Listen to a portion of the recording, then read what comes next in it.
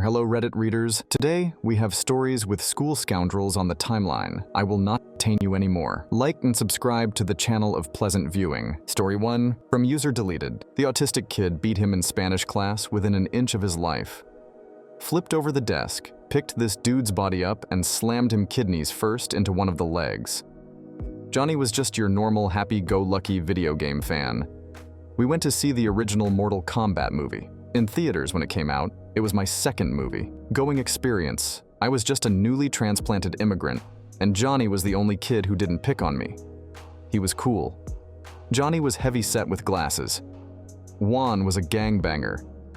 Real, cholo-looking dude. He and his friends were pretty terroristic in retrospect. I'm sure Juan had a terrible upbringing because he took it out on everyone around him for months. He kept picking on Johnny months. Juan was a scary guy. And I had gotten into my share of scraps, but I wanted no part of this guy. This abuse went unchecked. Juan broke John's glasses, and it was just persistent. I don't remember all of it, other than Johnny just became more and more reclusive with time. And he was always bruised in some way, shape or form. One day in Spanish class, Juan said something to Johnny about his mom. This was before the bell rang for class to start. This was the final straw. I remember John letting out this guttural primal scream and lunging from his desk toward Juan. Johnny began hammer-fisting Juan all over the head, his shoulders, arms like Goro would in Mac, just unleashing everything he had on this asshole gangbanger. There came a point when Juan looked out of it like a limp noodle, and that was when John, still possessed by this unrelenting rage, flips the desk over and underhand flips, body slams Juan into one of the legs of the desk. Juan let out this horrible cry of agony, and that was that the teacher walks in, they call the campus police, and the rest is a blur. I don't remember what happened to John after this, as I never saw him again. But I do remember hearing from an acquaintance back several years that Juan was in jail for aggravated robbery. Guess he didn't learn his lesson. Thank you, Johnny, for being a friend and for not judging me. While I learned the language here and adjusted to my new life, I hope all is well with you. Story 2.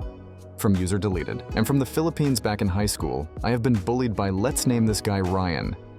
He made my life a living hell. He was the typical bully, arrogant, cruel, and always on the lookout for someone to target.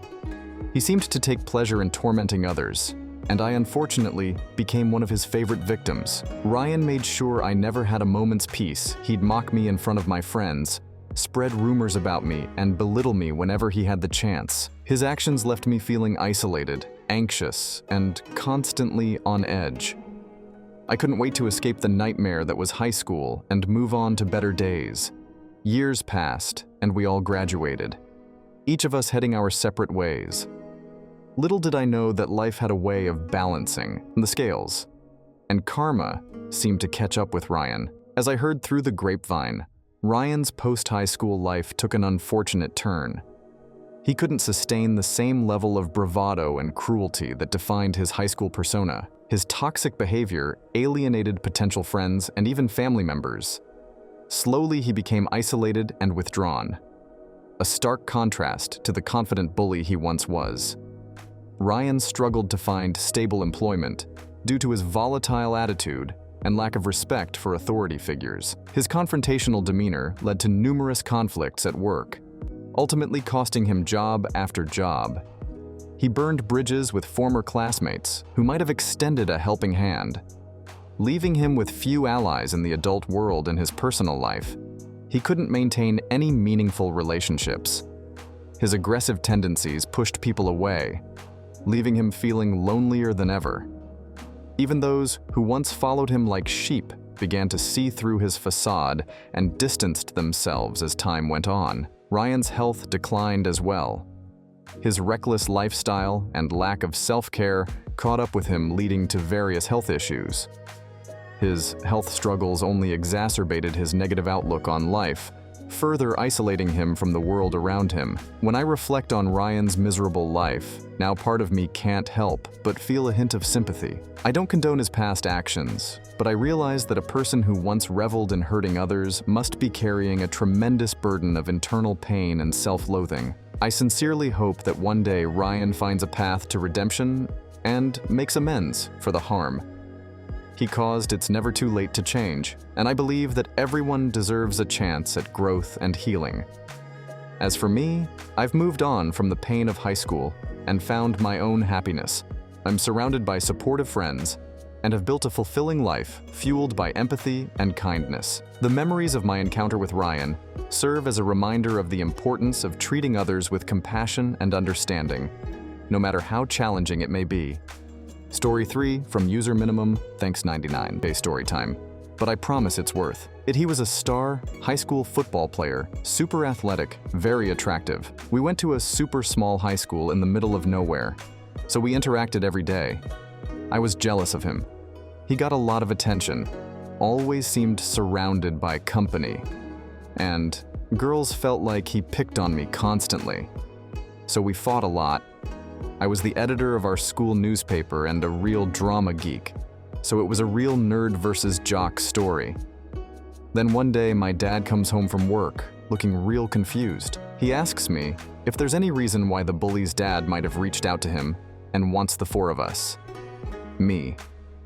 My dad bully's dad to meet at a restaurant and talk. I had no idea, but I knew my dad had my back. So I was like, well, fine. Let's see what's up. We go out to dinner. That same day, change all our family plans. I see Bully and his dad at the table of a Chili's, and Bully is crying. So, turns out, he actually felt like it was me who was the bully. He brought up like 10 distinct examples of times when I had ridiculed, belittled, or straight up bullied him.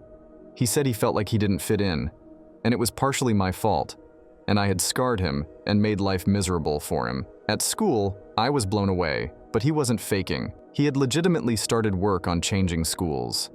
A big part of it was that while he was chiseled and super handsome, athletic, he was a good deal shorter than me. I was 6'3" in high school, built like a scarecrow, so just skin and bone. So even though he was much larger than me, physically could have beat me up with one hand, easy. He didn't like when I would call him sport or lil fella. He was going through a lot, including some serious abuse he had suffered from one of the coaches, which his dad should not have shared with me. And his dad made this earnest plea to me. And my dad, would I please lay off him?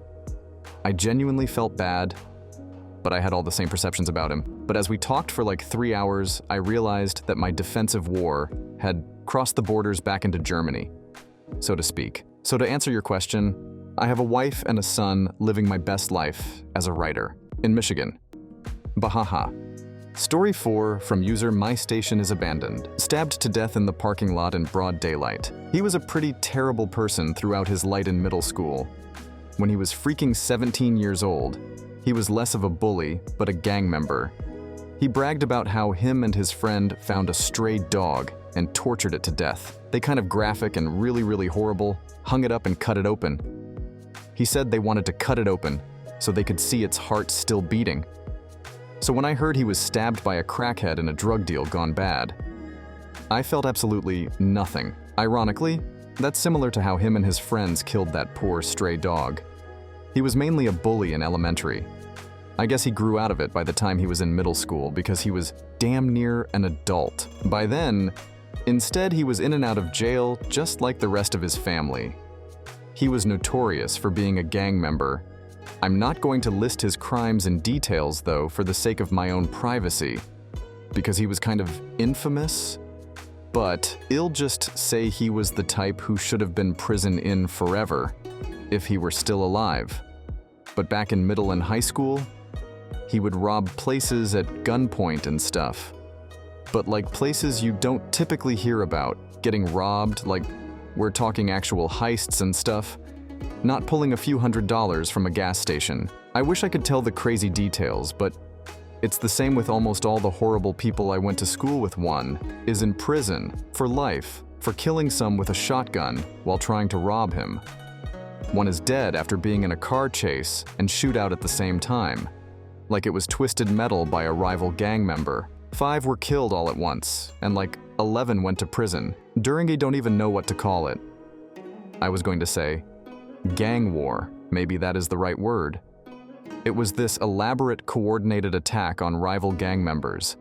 Like they committed different crimes all over the state. Within minutes of each other, Innocent people were killed and hurt, including the girlfriend of one gang member and her toddler little sister not included in the 5 I mentioned because they weren't part of the gang, and certainly not bullies. The guy they were targeting survived. It's not super shocking though. I went to a school filled for gang members. When I got to high school, we had like 3,400 students in our class. Less than 90 of us graduated. Most of the ones who were gang-related ended up in prison or dead, but there are some who are just regular people. Now, I should also mention, many were only bullies and elementary bullies, completely vanished by the time we were in high school. So many people were gang-related or have family members in gangs. You'd have to be a complete brain-dead moron to start bullying a random person because they might be friends or a cousin with a gang member. Hell, I was the dorkiest dork. And because of that, I managed to become friends with not just one, but a couple well-respected gang members and drug dealers. They never tried to sell me anything or even talk to me directly about that stuff. But everyone knew about it. They'd even sell stuff right in front of me. My sheltered ass couldn't even process it. The first time I was like, Wadix is a drug dealer, but he's so nice to everyone. He did what to someone who robbed him is the leader of who. It's crazy what a person can get used to looking back. I want to vomit because I'm a paranoid person by nature. You'd never catch me sitting next to people like that on purpose. Not that I had a choice because it was school though. But I say this to point out a lot of the gang members weren't all monsters. Like the first guy I mentioned most were just about making money. They didn't care about turf or colors, etc. It was more like, let's just chill and make money from what I could tell. No idea what it's like. Now, if I had a kid, I'd probably spend the money sending them to a private school or something. Because damn it, seems like my old high school isn't gang invested anymore. But man, did my education suck.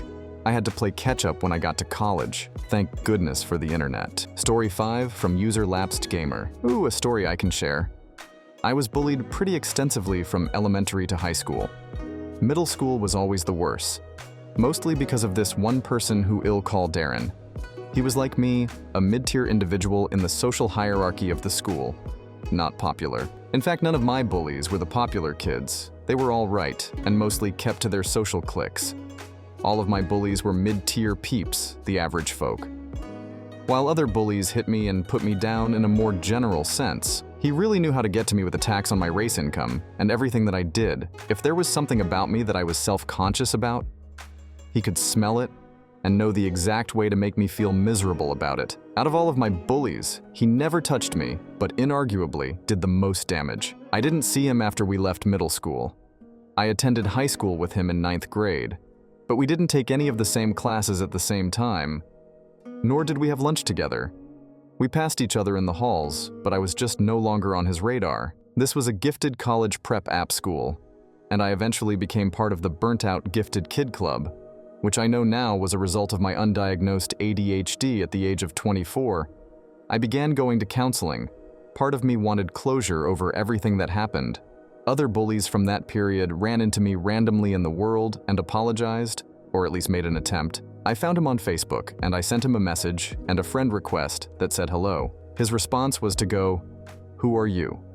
And when I explained who I was, and briefly explained that he bullied me in middle school, he replied with, "I'm sorry to hear that."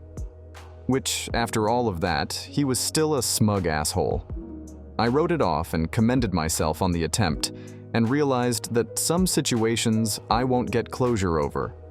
Fast forward to 2021. I was 36. I was talking to my girlfriend's daughter about laughing so hard that stuff came out of my nose, and I was reminded of a day where he emotionally tortured me about it until I lashed out. And of course, I was the one that got in trouble. I decided to Google him, which I do with a lot of people in my list who I haven't seen in a long time. What I found shocked me and left me with really complicated feelings. In 2019, he was arrested for having several dozen gigs of child pornography. His girlfriend had found his flash drives and reported it. He also had an unregistered gun in his car and a bag of marijuana. Me home state hasn't legalized it. Yet he agreed to a plea deal to do less time for child porn. but also so the drug and gun charges would be dropped. He was to do 48 months. He's out now for good behavior. And I know exactly where he lives. Prison was not kind to him. And he looks more like a pedophile than he ever has. On the one hand, I'm glad that he's facing some justice for what seems to be a long-standing pattern of abuse and victimization of people for his personal pleasure. On the other hand, it was at the cost of victims even more vulnerable than I was in middle school. It's a weird sort of bittersweet justice. Thanks for watching. Don't forget to like and write comments. See you later.